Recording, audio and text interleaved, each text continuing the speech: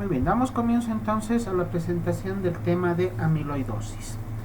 Una patología del ámbito de la reumatología relativamente rara, como la hemos visto en nuestras últimas clases. Las enfermedades reumatológicas no son de presentación muy frecuente en relación a otro tipo de patologías. Esta que vamos a mencionar el día de hoy, la amiloidosis, de igual manera es una patología que no se presenta con mucha frecuencia, también tomando en cuenta de que muy pocos médicos tienen el conocimiento adecuado de cómo llegar a diagnosticarla, y posiblemente se tenga un subregistro de casos de amiloidosis pero que no han sido diagnosticados oportunamente. El término amiloidosis significa semejante al almidón.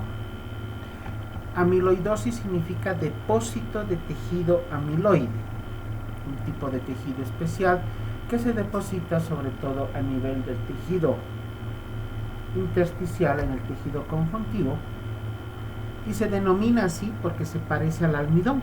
Al almidón, por ejemplo, el almidón lo encontramos en la cocina de la casa, ¿no? La maicena es almidón. Tenemos otro tipo de almidón que se utiliza en el lavado de la ropa. Este tipo de tejido se parece al almidón y por eso la enfermedad se llama amiloidosis.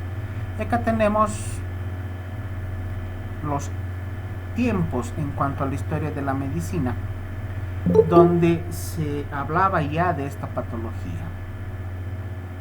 Virchow en el año 1854 ya le dio esta denominación, porque justamente identificó a través de la observación microscópica que el componente que se encontraba a nivel del tejido intersticial era semejante al almidón. ¿Cómo vamos a definir entonces a la amiloidosis?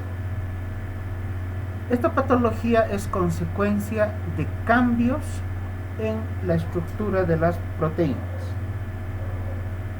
cambios que se producen al momento de la síntesis de proteínas. Si recordamos lo que aprendimos en fisiología, para que se sinteticen las proteínas se necesitan cadenas polipeptídicas. Y estas cadenas de polipéptidos están formadas por aminoácidos que se unen unos con otros.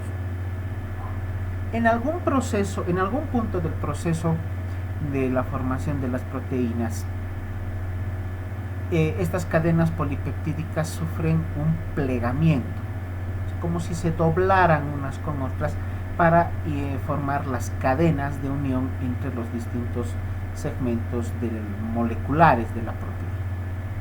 Esta patología de la amiloidosis está referida a alteraciones en este proceso de plegamiento de las proteínas al momento de su síntesis, lo cual va a provocar el depósito de fibrillas insolubles de amiloide, pequeñas moléculas insolubles, no se disuelven en agua, de este tejido amiloide, sobre todo en los espacios extracelulares de diversos órganos y tejidos, lo cual va a comprometer la función fisiológica que tiene cada uno de estos órganos.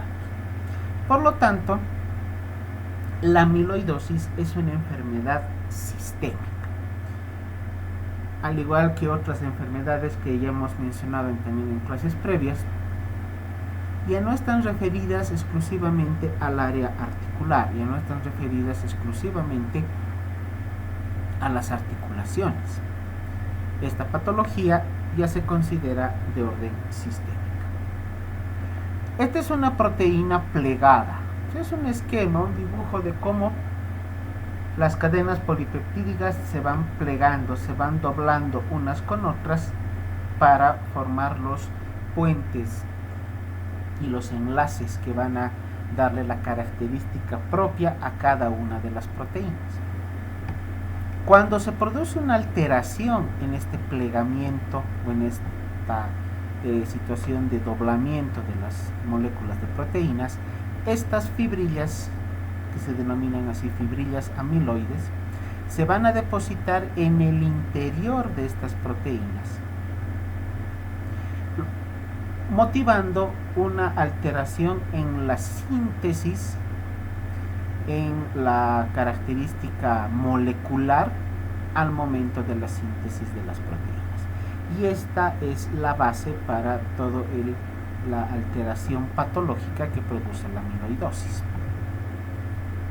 La amiloidosis, de acuerdo a consensos internacionales, se clasifica en amiloidosis diseminada, cuando se presenta este depósito de tejido amiloide en diversos órganos, o amiloidosis localizada, cuando está limitada a un solo órgano. Usualmente el órgano que llega a comprometerse en un mayor número de situaciones es el riñón. Puede estar comprometido uno o ambos riñones, o puede estar la enfermedad diseminada en varios órganos a la vez. La amiloidosis diseminada, cuando se presenta en diversos órganos, en un gran número de órganos, puede tener un origen neoplásico. Por lo tanto, ante la presencia de una amiloidosis diseminada, debemos sospechar que el paciente puede estar cursando con algún tipo de neoplasia. Pero también puede tener un origen inflamatorio o genético. Esta enfermedad, a la par que la mayor parte de las patologías reumatológicas, las enfermedades del tejido conectivo son hereditarias, tienen un importante componente genético, y con esta característica la enfermedad se va transmitiendo de generación en generación. La amiloidosis localizada, o también denominada limitada a un solo órgano, se observa sobre todo en el proceso normal del envejecimiento de los órganos, pero que se presenta sobre todo cuando ya existen patologías de base, como la diabetes. La diabetes realmente es una enfermedad multisistémica, no solamente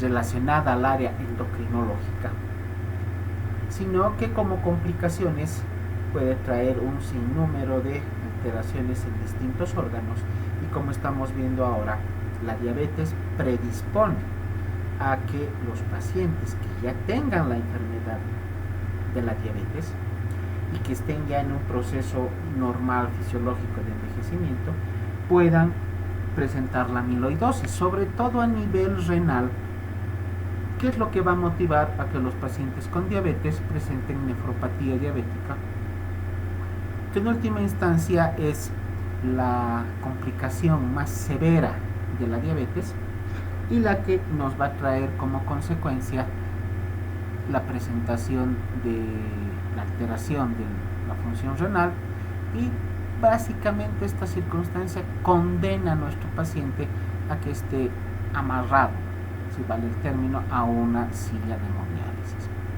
Todo esto se va a producir gracias a una serie de eventos, uno de ellos el depósito de tejido amiloide a nivel renal. La amiloidosis tiene diversas presentaciones. La más frecuente es la que se denomina amiloidosis de cadena ligera. Estas cadenas ligeras sobre todo tienen un compromiso a nivel de las inmunoglobulinas, que son una variedad de proteínas. Estas inmunoglobulinas se sintetizan de manera anormal, y esto va a ocasionar que el sistema inmunitario se vea comprometido. Las inmunoglobulinas, las famosas IG, ahora en esta época del COVID, nominadas diariamente, ¿no? La IgM, la IgG como parte del diagnóstico para COVID, son inmunoglobulinas, por lo tanto son parte del sistema inmunitario. En esta amiloidosis que compromete al sistema inmunitario, a la síntesis de las inmunoglobulinas, sobre todo se va a producir por la presencia de estas fibrillas de amiloidosis denominadas de cadena ligera.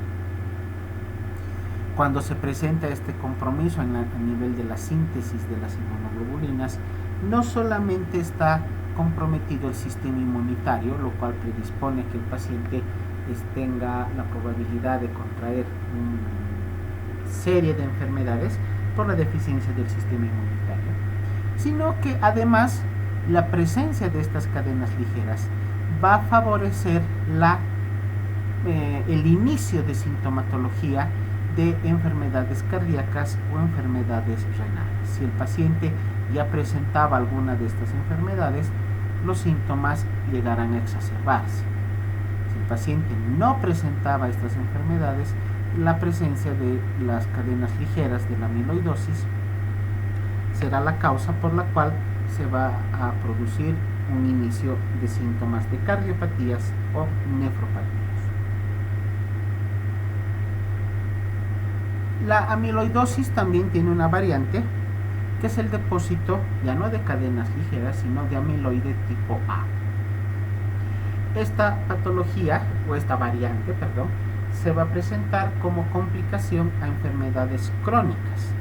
Ahí debemos mencionar nuevamente a la diabetes, podemos mencionar a enfermedades crónicas como la hipertensión, la obesidad, la artritis reumatoide, el lupus, una serie de patologías que puedan ser motivadas o ser causa para la presencia de esta variante.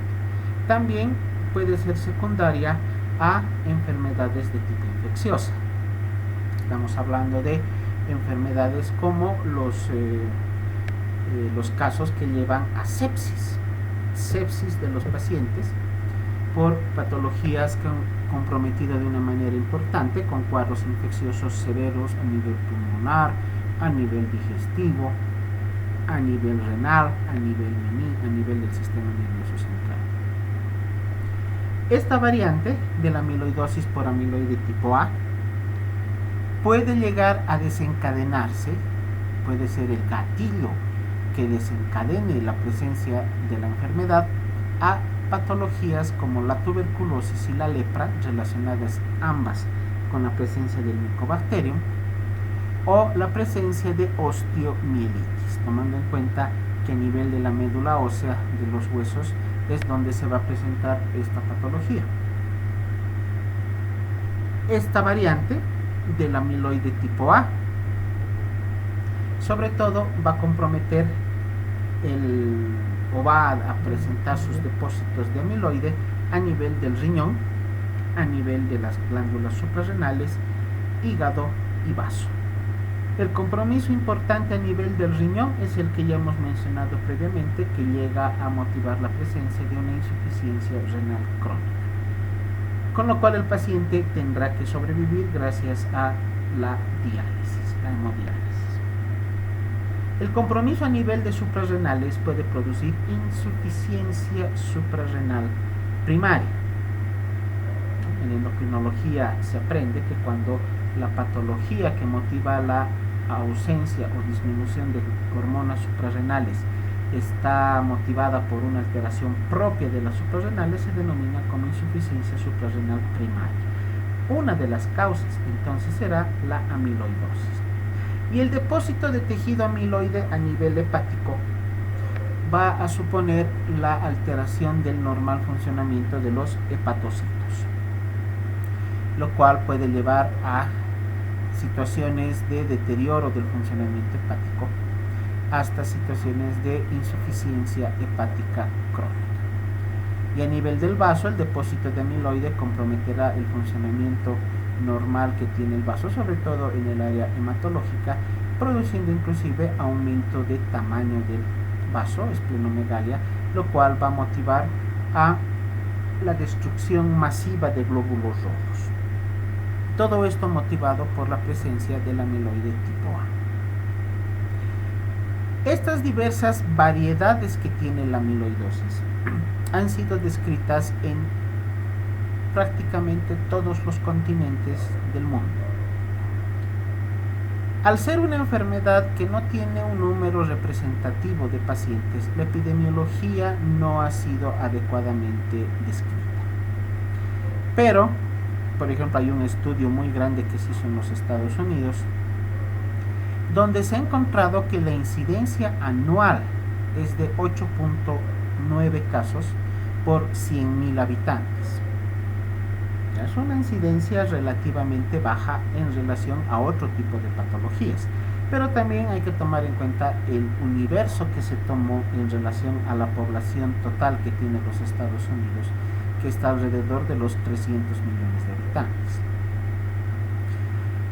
Con ese estudio se determinó que la incidencia de los pacientes con amiloidosis es de 2 nuevos casos por año.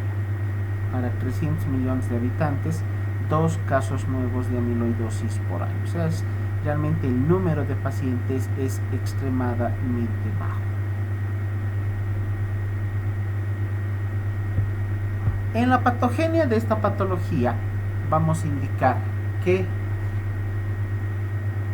el depósito de estos tejidos, de este tejido de amiloide, va a producir un deterioro progresivo del funcionamiento de dicho órgano. Cuando la cantidad de tejido amiloide depositado es escasa, normalmente el funcionamiento de dicho órgano no llega a comprometerse de una manera importante, por lo tanto puede pasar hasta completamente asintomático.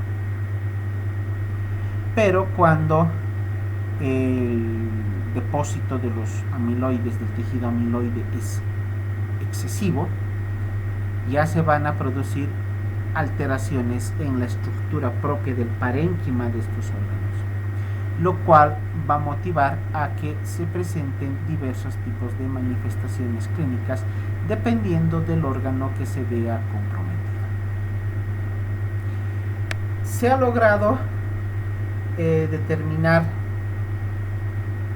la presencia de las fibrillas amiloides a partir de una proteína que seguramente la conocemos, que se llama la proteína de Benson-Jones. Esta proteína, que se determina a través de una electroforesis de proteínas, es el punto de partida a través de la cual se ha logrado obtener in vitro estas fibrillas de amiloide y se ha logrado identificarlas en los órganos comprometidos con la enfermedad. Para la amiloide tipo A, la amiloidosis de variante A, vamos a indicar que el precursor que va a ocasionar la síntesis de este amiloide tipo A se presenta normalmente a nivel del plasma sanguíneo, que actúa como una proteína de acción rápida en lo que se llama la fase aguda de los procesos inflamatorios. También puede estar activa en los procesos infecciosos, reumatismos, cirugías, neoplasias o algún otro tipo de patología que pueda motivar la presencia de sintomatología de orden sistémico. O sea, el precursor de este amiloide tipo A normalmente se lo encuentra en el plasma sanguíneo. Ahora, ¿por qué este precursor se transforma en una fibrilla amiloide tipo A? Todavía ese mecanismo no ha sido completamente determinado. O sea, hasta el momento se indica que esta acción, la causa de esta acción, es completamente desconocida. Simplemente se ha logrado evidenciar que el precursor es un componente normal del plasma sanguíneo, una proteína que participa en todos estos procesos inflamatorios o infecciosos, pero ¿qué es lo que motiva que cambie su estructura y sea la causa por la cual se presenten grandes cantidades de fibrillas de amiloide tipo A? Aún es desconocido. Además de todos estos componentes que hemos mencionado, debemos indicar que este depósito de amiloide en los tejidos de los órganos comprometidos tiene una acción dinámica. Eso significa que una vez que se presenta el depósito de amiloide en el parénquima del órgano comprometido, estas fibrillas van a sufrir un proceso de neoformación. Cada vez se van a ir formando mayor número de fibrillas en base a los precursores que se encuentran en el plasma sanguíneo. Ante la presencia de una pequeña cantidad de moléculas de fibrillas de amiloide, va a sufrir en su proceso de evolución normal un aumento en el número de fibrillas que se van a ir sintetizando progresivamente. Pero a la vez, estas mismas fibrillas van a sufrir un proceso de degradación. Se van sintetizando nuevas fibrillas y a la vez algunas se van degradando. Obviamente que el proceso de síntesis es mayor al proceso de degradación. Por lo tanto, a la larga siempre se va a presentar mayor número de fibrillas en relación a las que han sido destruidas. ¿Qué factores predisponentes podemos tener o podemos tomar en cuenta para la patología de la amiloidosis? Para la amiloidosis primaria, a nivel del sexo, los varones tienen mayor riesgo, sobre todo aquellos que están por encima de los 40 años. Y existe una patología que se toma en cuenta como un factor de riesgo a tomar en cuenta de una manera muy importante, y es la presencia del mieloma múltiple. O sea, varones que presentan mieloma múltiple y que son mayores de 40 años será el grupo que tiene mayor riesgo de presentar la amiloidosis primaria. La amiloidosis hereditaria, les indicaba que hay un importante componente genético para esta patología, se ha determinado en distintos grupos étnicos, sobre todo en el continente europeo, en varios países alrededor del mar Mediterráneo, y también se ha encontrado varios casos, un número importante de amiloidosis hereditaria en varios grupos familiares en el Japón, en la China, Corea, todos los países que son parte del lejano oriente, como se denomina esta zona del planeta. Acá a nivel de América, el estudio más grande que se tiene es el que les he mostrado relacionado a los Estados Unidos. No se tienen datos, por lo menos no he logrado encontrar datos de otros estudios en Latinoamérica. Por lo tanto, o será que no hay casos de amiloidosis, o tal vez son subdiagnosticadas y no son correctamente identificadas por los médicos. En la amiloidosis secundaria, de igual manera, los varones tienen mayor predisposición a presentar la patología, aquellos que están por encima de los 40 años, con presencia de enfermedades crónicas de tipo inflamatorio o infeccioso, sobre todo las que producen o las que son de origen genético, como hemos mencionado la diabetes como principal representante, o aquellos que hubieran presentado alguna patología infecciosa severa, como la tuberculosis pulmonar, algún caso de sepsis de origen respiratorio o digestivo, o los que hubieran presentado algún tipo de patología nefrológica que está obligando a la realización de hemodiálisis. A pacientes con hemodiálisis también podemos considerar a la realización de este procedimiento como un factor predisponente importante para la presencia de la amiloidosis. Y obviamente, al ser una enfermedad con un componente genético y hereditario muy importante, la historia familiar de personas que han estado con amiloidosis, si los papás, hermanos, tíos, abuelos presentaron la enfermedad, la probabilidad de que la descendencia tenga o desarrolle en algún momento la patología también es bastante importante. Por lo tanto, miren, los factores predisponentes no son muy específicos, son comunes a varios tipos de patologías, pero sobre todo acá debemos tomar en cuenta un posible diagnóstico de amiloidosis en algún miembro de la familia como factor a tomar en cuenta principalmente. Como les indicaba, esta patología puede pasar inadvertida, puede pasar completamente asintomática cuando el depósito de fibrillas de amiloide es escaso, cuando no hay un depósito importante en cuanto a la cantidad. Pero ya llega a tornarse sintomática cuando la patología está más avanzada y cuando ya se ha logrado un daño importante a nivel del órgano comprometido. ¿Cuál es la sintomatología de la amiloidosis? No hay una sintomatología típica de la enfermedad. La clínica del paciente va a estar supeditada a el órgano que esté comprometido. Si es el corazón, se manifestarán síntomas cardíacos. Si es el riñón, síntomas renales. Si es el hígado, síntomas hepáticos. Por lo tanto, la sintomatología o la clínica inicial del paciente con las manifestaciones sintomatológicas puede que no sea muy concreta, nos puede llevar a un diagnóstico de una cardiopatía común y corriente, una cardiopatía hipertensiva o una nefropatía, una glomerulonefritis. No tenemos un dato clínico exacto que nos dé el diagnóstico de la amiloidosis. Los síntomas van a depender del órgano comprometido. ¿Cómo llegamos al diagnóstico final?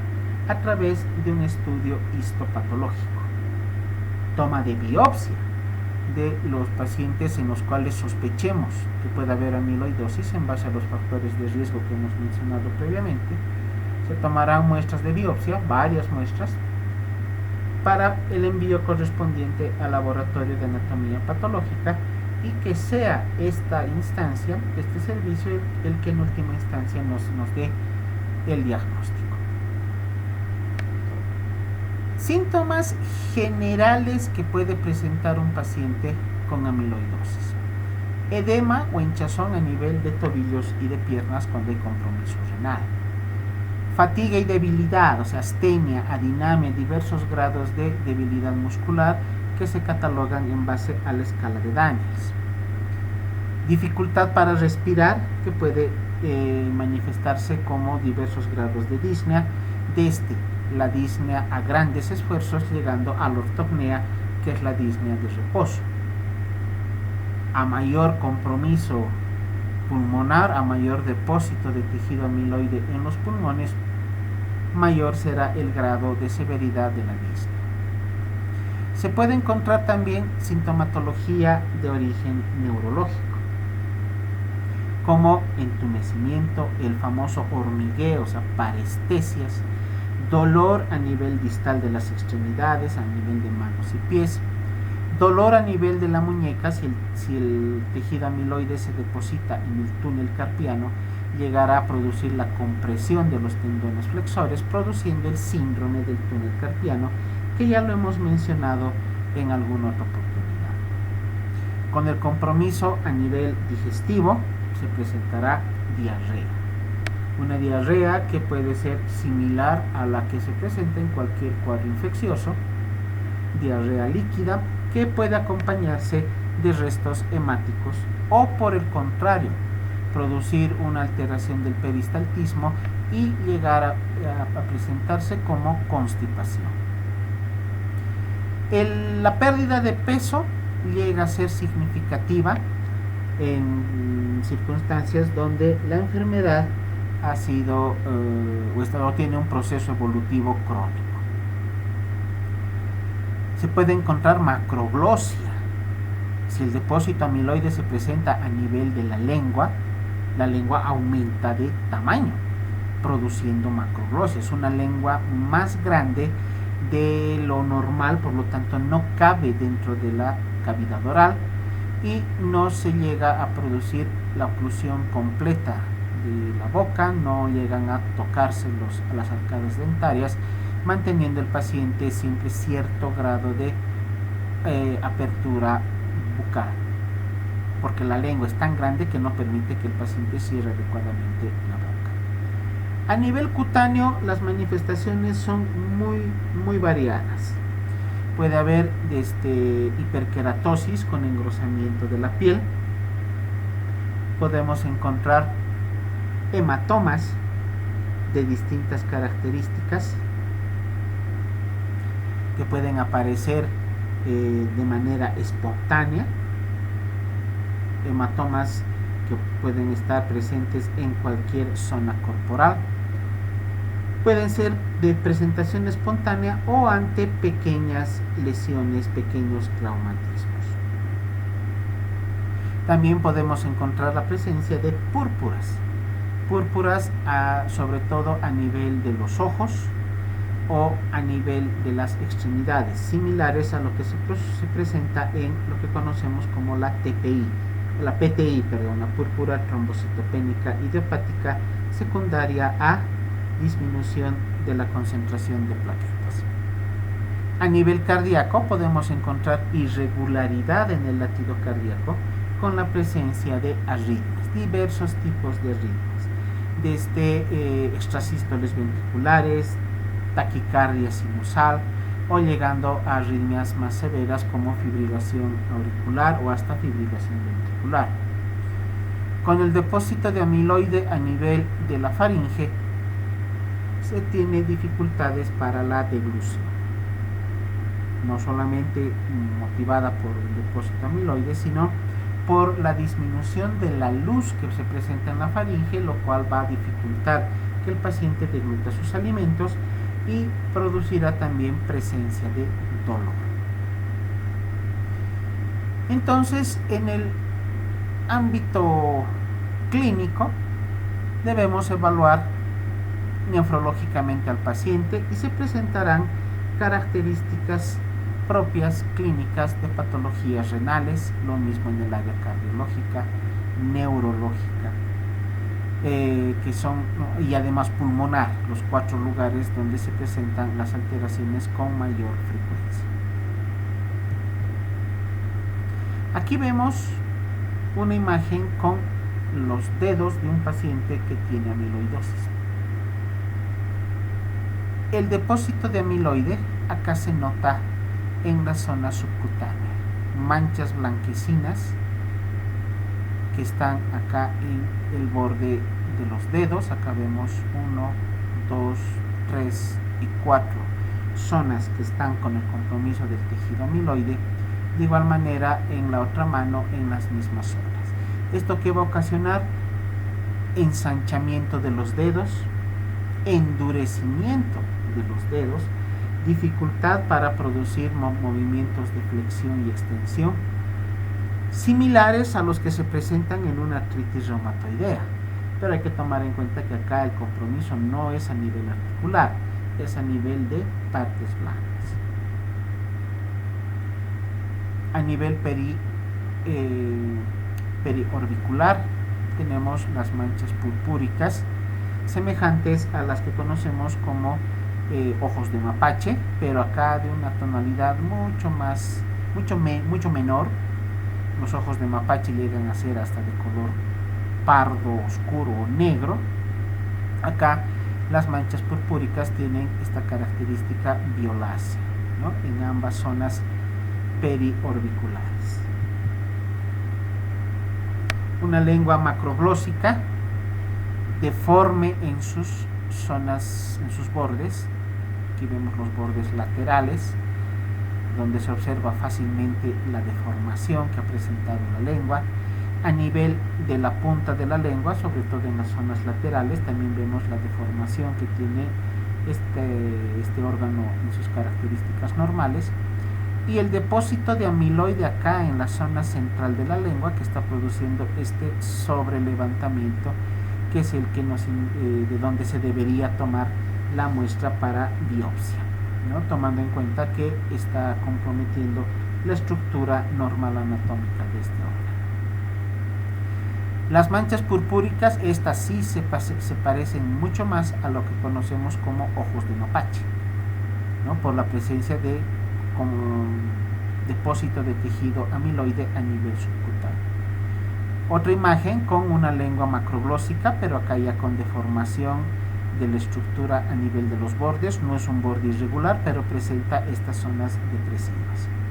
Y otra imagen también de una lengua macroglósica, pero con estas alteraciones a nivel lateral que asemejan a dientes, pero estos no son dientes, es tejido amiloide que al estar en contacto con la arcada dentaria han adoptado esta forma.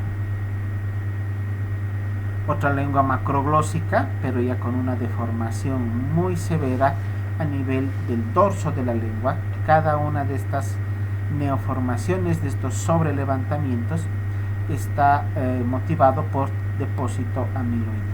Cada uno de ellos está presentado o está produciendo una alteración en la estructura normal de la lengua, compromiso a nivel de las papilas gustativas, lo cual obviamente va a llevar a una alteración en la percepción del sentido del gusto. Cuando encontremos un paciente que tenga amiloidosis a nivel de la lengua, una lengua macroglósica, o que ya presente disfagia o odinofagia por el compromiso a nivel de la faringe, es imprescindible realizar una endoscopía digestiva. Nada raro que el depósito amiloide se encuentre en otros segmentos del tubo digestivo. Como vemos acá, una endoscopía con compromiso, bueno, dos endoscopías, ¿no? Con compromiso a nivel esofágico. Acá ya se nota con mucha mayor claridad la deformación de la luz esofágica, que de manera normal se presenta de una manera lisa, con una mucosa rosadita, sin ningún tipo de neoformación.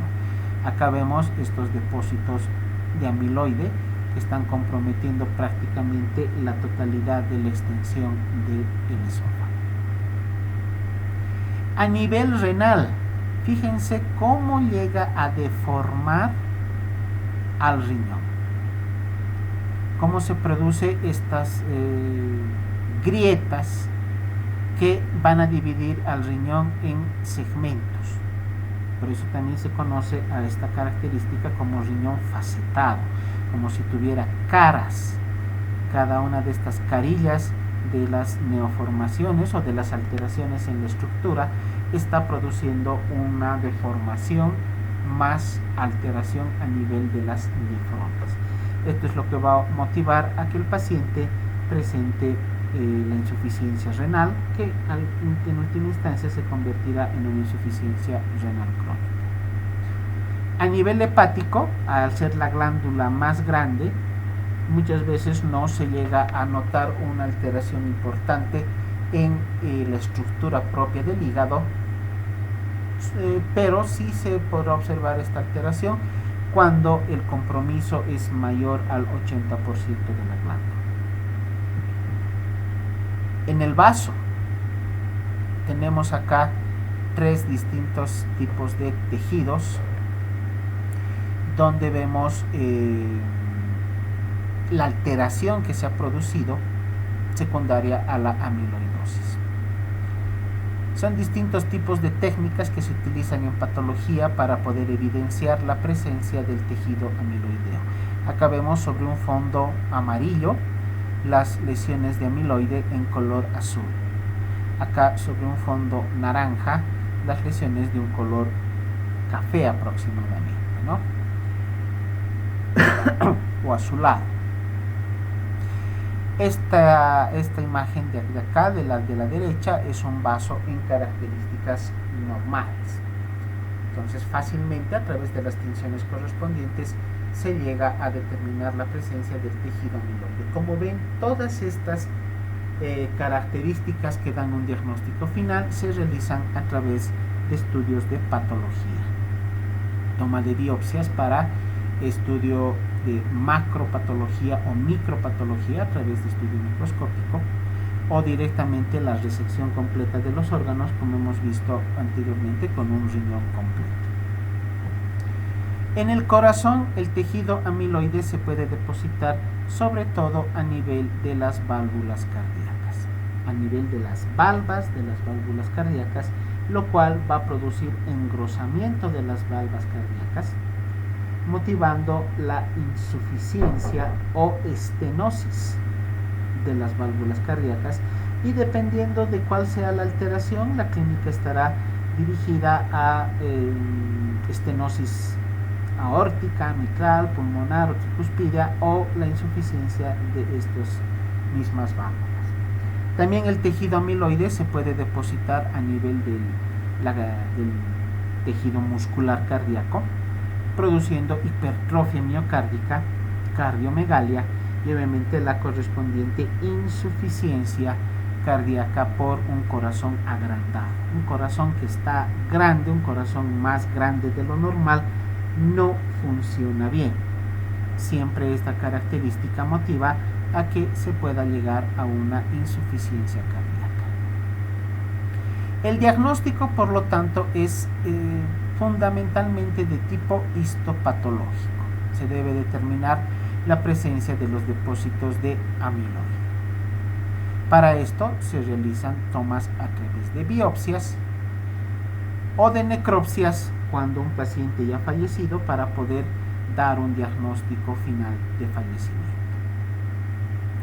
Dependiendo de la localización de la patología y de la sintomatología que presenta el paciente, las biopsias tendrán que ser dirigidas, o la toma de las biopsias pueden ser dirigidas a través de ecografía o de tomografía, para poder realizar la extracción del tejido del punto principal donde se encuentre la alteración. Cuando se realiza el estudio macroscópico, estos depósitos de amiloide que hemos visto en las imágenes previas se tiñen a través del colorante o de la tinción rojo con, o también se puede utilizar la tinción universal de hematoxilina y de eosina. Cuando se realiza aspirado de grasa abdominal, similar a lo que se realiza en una liposucción, este tejido de la grasa abdominal se lleva a estudio patológico y es un estudio, un punto importante en nuestro diagnóstico, que nos dará la luz referente a la amiloidosis de tipo peritoneal. Acá vemos diversos cortes histológicos donde podemos observar los depósitos de las fibrillas con esta coloración rojiza. Son como pequeñas nodulaciones, tienen esta forma esférica o alargada, ovoidea. Las vemos acá en este corte con gran número de tejido amiloide. Dependiendo de la tinción, acá podemos verlas de una coloración amarillenta, y en esta otra imagen el mismo órgano pero con distinta tinción de coloración rojiza o violeta.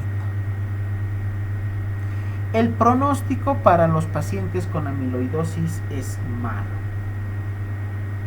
Va a depender, la sobrevida va a depender de la cantidad de órganos que estén comprometidos y de la magnitud del daño que se hubiera producido en estos órganos. Si se produce un compromiso a nivel renal, a nivel cardíaco, a nivel pulmonar, la sobrevida del paciente estará determinada por la magnitud de las lesiones que se produzcan en estos casos, en estos órganos. El paciente llega a fallecer en algún momento. Las estadísticas, a pesar de que son escasas, indican una sobrevida no mayor a los 10 años luego de haber hecho el diagnóstico a través de un estudio histopatológico. Algunas complicaciones que pueden presentar estos pacientes, y hemos mencionado la insuficiencia cardíaca, la insuficiencia renal y la insuficiencia respiratoria como principales representantes, o la leucemia, una leucemia linfoblástica aguda como complicación a nivel hematológico. Ya la presencia de cualquiera de estas insuficiencias, renal, cardíaca o pulmonar, serán las causas por las cuales el paciente llegará a fallecer. Otro tipo de complicaciones que se presentan pueden ser la presencia de leucemia, como hemos indicado, mieloma múltiple, El mieloma también mencionamos que ya se convierte en un factor de riesgo, se debe considerar un factor de riesgo para la presencia de la patología.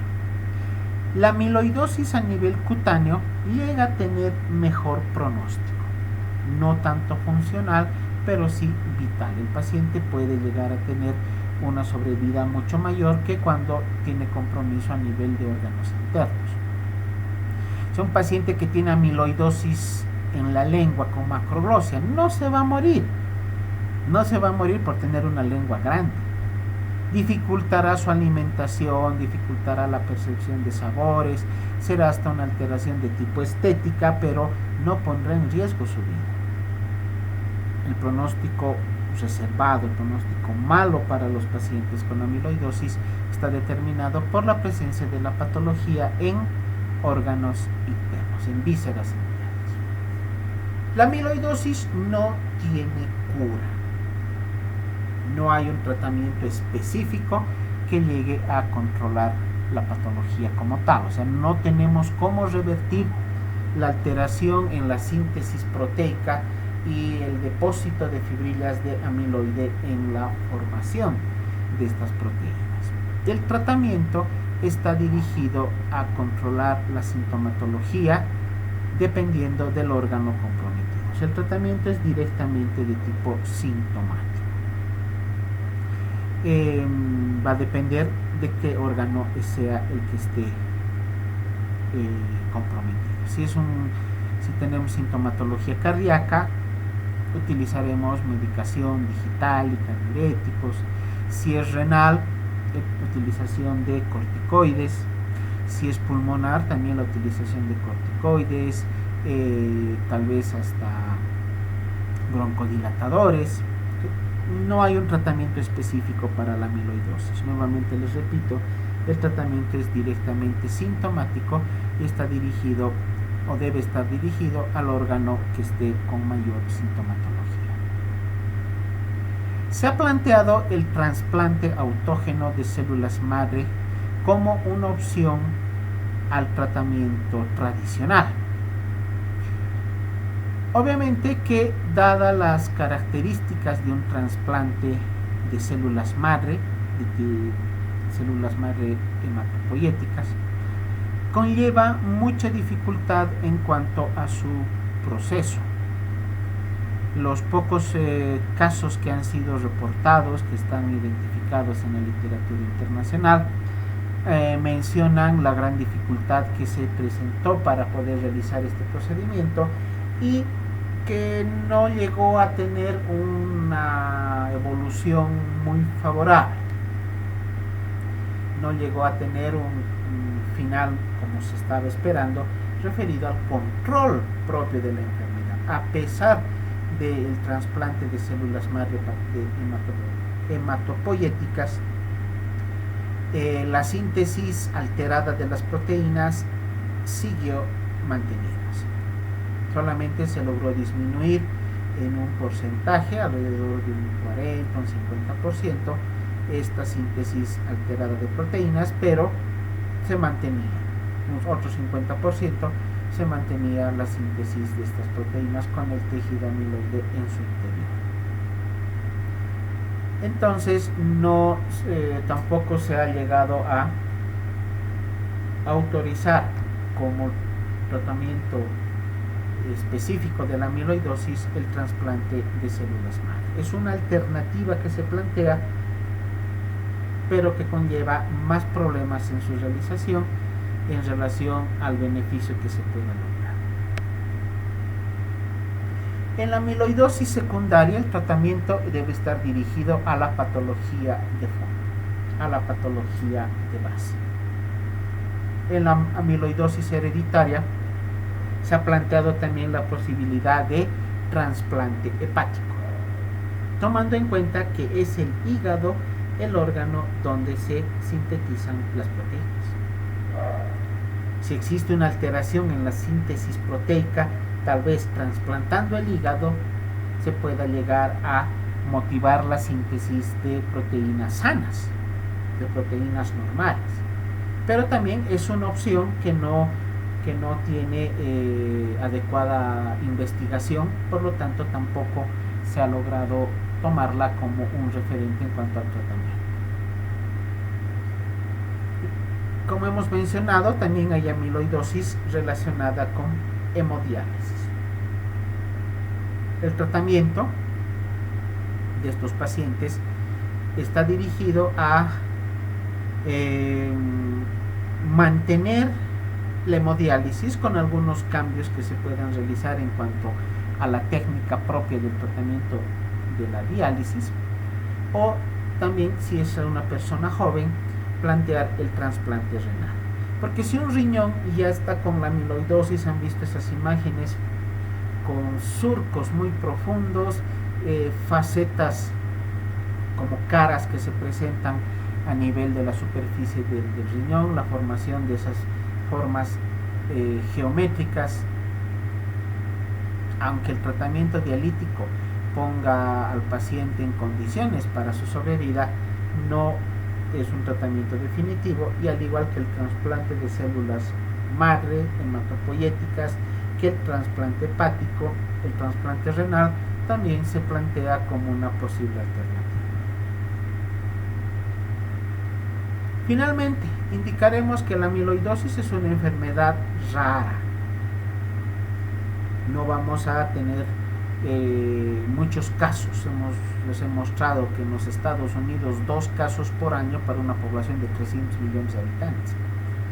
Acá en nuestro país, con la cantidad de población que tenemos, tal vez se presentará un caso cada 5 años, cada 10 años. Es una enfermedad rara, pero cuando se presenta tiene una gran variedad de manifestaciones clínicas. Tratamiento, no tenemos un tratamiento específico para la amiloidosis, y debe ser simplemente un tratamiento de orden sintomático. El pronóstico también va a depender de la magnitud del daño en los órganos comprometidos. A mayor número de órganos que tengan la amiloidosis, peor pronóstico. Si es una amiloidosis sistémica, el pronóstico es malo. Como les mencionaba, algunos estudios indican máximo de unos 10 años. Se estaba en estudios hasta hace un par de años para tratar de identificar algún tipo de tratamiento específico para la amiloidosis. Esto les menciono por un reporte que salió de la Unión Europea, donde se tiene también un número relativamente importante de casos, pero ha sido todo suspendido gracias a la aparición del COVID, ¿no? Estos estudios han quedado en statu quo hasta que puedan ser retomados en una futura oportunidad.